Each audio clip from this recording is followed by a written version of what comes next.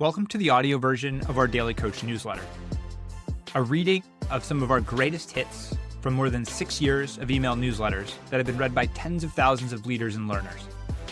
If you want our latest newsletter delivered to your inbox every day, you can subscribe for free at thedaily.coach/subscribe or follow the link in the description.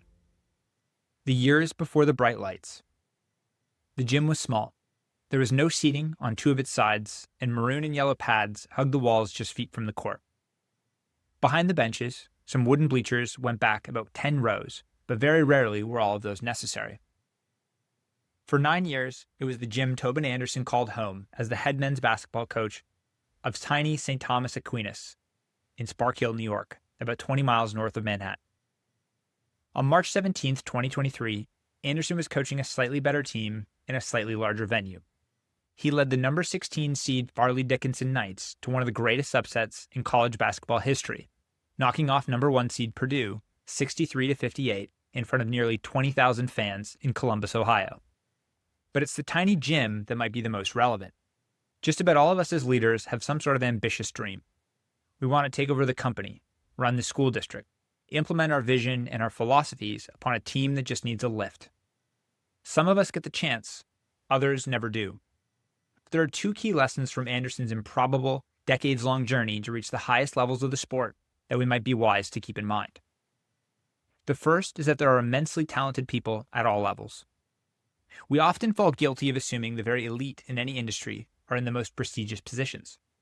We reason that the best doctors are at the best hospitals, the greatest coaches with the top franchises, the brightest minds at the most elite institutions. But FDU's win was a critical reminder that there are gifted people all over, and we shouldn't thumb our nose or look down upon anybody simply because of where he or she works. Sometimes it just takes the right opportunity for a person's skill set to become apparent. And second, we never know when our chance may come.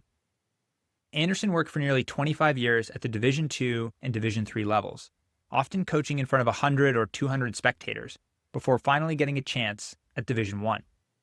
The reality is that many of us work in silence each day, hoping our efforts and our performance levels attract the right eyes. It's easy to grow frustrated or cynical by our relative lack of progress or that our work doesn't seem to be catching anyone's attention. But being a true leader requires an unwavering faith that if we do the right thing, if we continue to execute at high levels, if we build honest relationships and stay consistent in our visions, our work will eventually get recognized and we will get our opportunity. Anderson and his team will be celebrated for years and even decades to come for their win. But the roots of the upset weren't planted in Ohio that week, or even in practice in the months leading up. They were established in the solitude of empty gyms in years prior, a coach not looking for his next opportunity, but pouring everything he had into the one right in front of him. Thanks for joining this episode of The Daily Coach. On behalf of Michael Lombardi, Coach George Raveling, and the entire Daily Coach team, we're grateful for your support. Remember, the most important person you will ever lead is yourself. Keep growing, keep learning, and most importantly, keep showing up.